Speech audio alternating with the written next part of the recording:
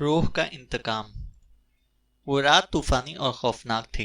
बिजली कड़क रही थी। बादलों की गरज ने दिलों को दहलाकर रख दिया था और इस पर बारिश ने और भी गजब ढा रखा था कि एक रूह का खूनी इंतकाम उसने लोगों को दहलाकर रख दिया था। एक दिल गिरफ्तार कहानी। मुसन्निफ साइमा शाहिद। वो एक तूफानी और खौफनाक रात थी। बिजली कड़क रही थी। बादलों की गरज दिलों को दहला रही थी। तेज बारिश तो यूं बरस रही थी कि आज की रात सब कुछ अपने साथ बहाकर ले जाएगी। बिजली चमकती तो एक पल को मंजर रोशन हो जाता। इस महलनुमा हवेली के वसीओ अरीज लॉन में खड़े तवील दरख्तों खुशनुमा मंजर पेश करते। मगर जब अंधेरा छा जाता तो यूं महसूस होता जैसे लंबे और तवील कद के भूत आपस में सर जोड़े बैन कर रहे हों। हवेली की ऊपरी मंजिल में तवील कतारों में बेडरूम्स में से एक बेडरूम में वो दोनों थे। ये रात बेशक खौफनाक थी, मगर उन दोनों के लिए एक हसीन और यादगार रात थी। ये वो रात थी कि जिसके ख्वाब देखे जाते हैं, जिंदगी भर जिसका इंतजार किया जाता है। आज के दिन लॉर्ड विलियम की बेवा मिरांडा और एंड्रयू की मैरिज कैथेड्रल में, और आज की रात उनके सपनों की रात थी। वो दोनों खुद को खुशकिस्मत तस्वुर कर रहे थे, क्योंकि जो उन्होंने चाहा था वो पाया था। उन्होंने एक दूसरे को चाहा था और एक दूसरे को पा भी लिया था। दोनों ने बेतहाशा दौलतमंद होने के सपने देखे थे। उनके ये सपने भी तकमील को पहुंचे थे। मिरांडा एक हसीन तरीन औरत थी और लॉर्ड विलियम बेतहाशा दौलतमंद थे और हसीन सूरतों के असीर भी। लॉर्ड विलियम ने मिरांडा को एक तकरीब में देखा था और उसके हुस्न के मरीज बन बैठे थे। उन्होंने अपनी दौलत के बलबूते पर जो चाहा था वो पाया था, सो उन्होंने मिरांडा को भी हासिल कर लिया। वैसे मिरांडा एक हरीस और लालची औरत थी, मगर उसकी मासूम सूरत ने उसके ऐबों पर पर्दे डाल रखे थे। दरअसल इस तकरीब में लॉर्ड विलियम का सामना महज इत्तफाक नहीं था, बल्कि एक सोचा समझा गया मंसूबा था। मिस्टर लॉर्ड औलाद से महरूम थे और 2 बीवियों को तलाक भी दे चुके थे, तो मिरांडा और एंड्रयू ने सोची समझी साजिश के तहत लॉर्ड विलियम तक रसाई हासिल की। आखिर मिरांडा लॉर्ड विलियम की बीवी बनकर इसके महल में जगह बनाने में कामयाब हो गई। आखिर अपनी मक्कारियों और मसनूई मोहब्बत से लॉर्ड साहब के दिल और दिमाग और दौलत पर काबिज बनकर बैठ गई। इस सारे अरसे में एंड्रयू मंजरनामे से गायब हो गया और आखिर ऐसी ही एक स्याह और तूफानी रात में दोनों ने मिलकर सोए हुए लॉर्ड विलियम को मौत के घाट उतार दिया और अपनी चालाकियों और मक्कारियों से लॉर्ड की मौत को हादसे का रंग देने में कामयाब हो गए और आज के दिन एक दूसरे के जीवन साथी बन गए। इस बात से बेखबर कि आज की रात उनके लिए रूह फरसा बनने वाली है। मिरांडा शावर रूम में स्टीम शावर ले रही थी और एंड्रयू जहाजी साइज शाही बेड पर अपने दोनों बाजू सर के नीचे टिका के लेटा हुआ मिरांडा का इंतजार कर रहा था। अचानक उसकी निगाह खिड़की की जानिब गई। उसने सोचा कि बरसती बारिश का नज़ारा किया जाए। वो बेड से उठकर खिड़की तक आया, खिड़की का पर्दा सुरकाया और गुनगुनाते हुए लॉन में बरसती बारिश को देखने लगा। उसे ये तूफानी बारिश भी आज की रात की तरह हसीन लगी। अचानक उसे लगा कि जैसे लॉन में कोई इंसानी वजूद है। इस कदर सर्द रात में कौन हो सकता है। सारे मुलाजिम अपने अपने क्वार्टर्स में दुबके हुए थे। वैसे भी इन दोनों ने लॉर्ड के नमकखोर हरामों को फारिग कर दिया था। अब गिने चुने मुलाजिम ही थे जिन्हें आज की रात अपने अपने क्वार्टर्स में रहने का हुक्म था, क्योंकि वो दोनों आज की रात किसी की भी मौजूदगी नहीं चाहते थे। एंड्रयू ने दोबारा बिजली के चमकने का इंतजार किया। बिजली फिर से चमकी और साथ ही बादलों की घन गरज ने दिल दहला दिया, मगर अब वहां कुछ भी नहीं था। उसे तजस्सुस हुआ कि आखिर जो कोई भी था इतनी जल्दी कहाँ गायब हो सकता है। खैर जाने दो, मेरा वहम भी हो सकता है। बस आज की फसोखेज रात के बारे में सोचो, उसने खुद से कहा और पर्दा गिराकर टेबल पे पड़ा हुआ मैगजीन उठा लिया। वो मैगजीन के वर्क पलटने लगा। मैगजीन के दरमियानी सफ़े पे लॉर्ड विलियम की बड़ी सी तस्वीर के साथ लॉर्ड के मरने की खबर थी। उसकी जिंदगी पर रिपोर्ट थी। एंड्रयू ने तमस्कुराना निगाहों से लॉर्ड विलियम को देखा, मगर उसकी आंखों ने एंड्रयू को खुद को घूरती हुई महसूस की। एंड्रयू ने घबराकर मैगजीन रख दिया। दफतन उसे बेडरूम के दरवाजे पर दस्तक सुनाई दी। उसके माथे पर नागवारी से बल पड़ गए। दस्तक फिर से सुनाई दी। वो बादल न ख्वास्ता दरवाजे तक गया।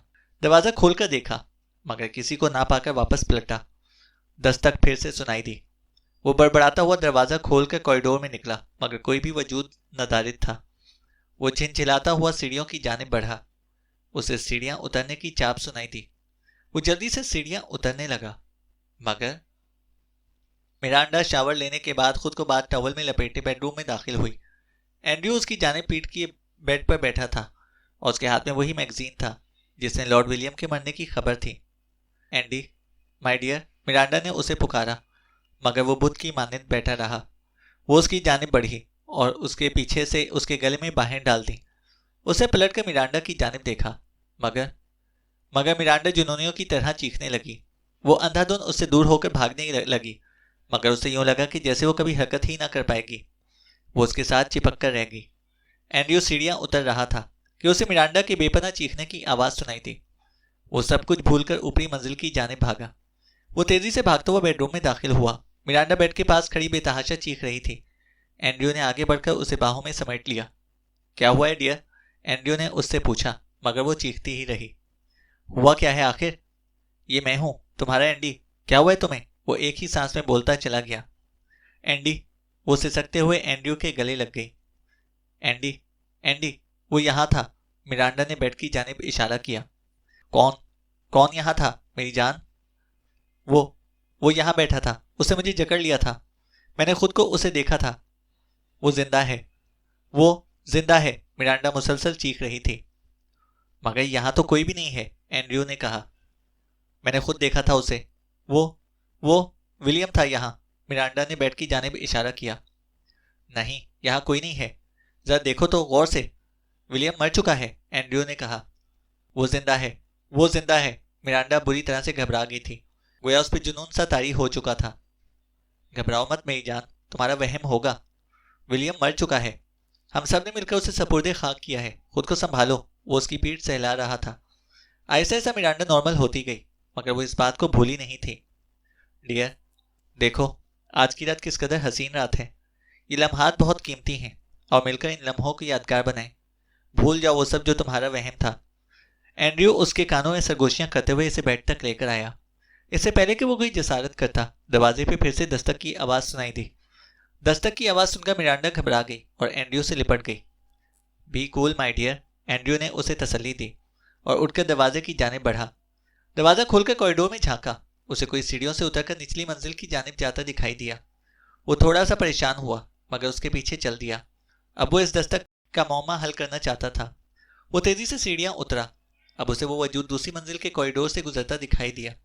एंड्रयू जल्दी से इस जानिब लपका, मगर वो राहदारी के दूसरी जानिब मुड़ चुका था। एंड्रयू उस तरफ लपका। राहदारी मुड़ने पर उसने लॉर्ड विलियम के बेडरूम का दरवाजा बंद होते देखा। ये कौन हो सकता है जो इस तरह लुका छुपी खेल रहा है? कोई जानबूझकर हमें खौफजदा करने की कोशिश कर रहा है। उसकी खैर नहीं है मेरे हाथों। वो दिल ही दिल में सोचता हुआ लॉर्ड विलियम के बेडरूम का दरवाजा खोलकर अंदर दाखिल हुआ, मगर बेड पे लेटे वजूद को देखकर ठिठक गया। वो जो कोई भी था, बेड पे चित लेटा हुआ था और सर से लेकर पांव तक सफेद चादर ओढ़ रखी थी। कौन हो तुम? एंड्रयू ने पूछा, मगर जवाब न दारिद। वो उसके करीब गया और एक झटके से उसके चेहरे पर से चादर हटा दी, लेकिन उसे देखकर एंड्रयू खौफ से मुंजमद हो गया। वो लॉर्ड विलियम था। उसकी आंखें खुली थीं, मगर इन आंखों में सफेदी थी। एंड्रयू की चीख निकल गई। उसने भागने की कोशिश की, मगर उसने लेटे लेटे हाथ बढ़ाकर एंड्रयू की गर्दन पकड़ ली। इन बेजान और यकबस्ता हाथों की ठंडक एंड्रयू को अपने वजूद में घुसती हुई महसूस हुई।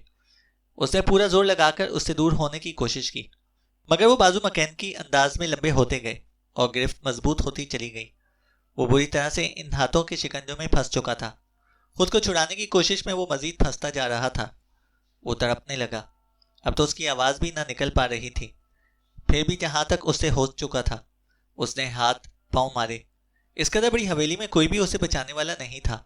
अब वो अपने लालच पे पछता रहा था, मगर अफसोस, अब तो उसकी आखिरी सांसें थी। मिरांडा एंड्रयू के इंतजार में बैठी थी और खुद को समझा रही थी कि वो एक वहम था। उसका हकीकत से कोई ताल्लुक नहीं। लॉर्ड विलियम सचमुच में मर चुका है और अब वो इसकी बेतहाशा दौलत की मालिक है और अपने ख्वाबों के शहजादे की बीवी भी है। इसने वो सब कुछ पा लिया है जो उसने चाहा था। अभी एंडी आ जाएगा तो फिर हम मिलकर सपनों की इस रात की तकमील करेंगे। उसने खुमार आलूद निगाहों से बेड की इस साइड पे देखा जहां कुछ देर कबल एंड्रयू बैठा था, मगर उसकी चीख निकल गई, क्योंकि वह लॉर्ड विलियम अपनी सफ़ेद आंखों के साथ बैठा था। वो उसी की जानिब घूर रहा था। मिरांडा चीखती हुई दरवाजे की जानिब लपकी और दरवाज़ा खोलने की कोशिश करने लगी, मगर दरवाज़ा लॉक था। वो जोर आजमाई करने लगी, मगर नाकाम रही।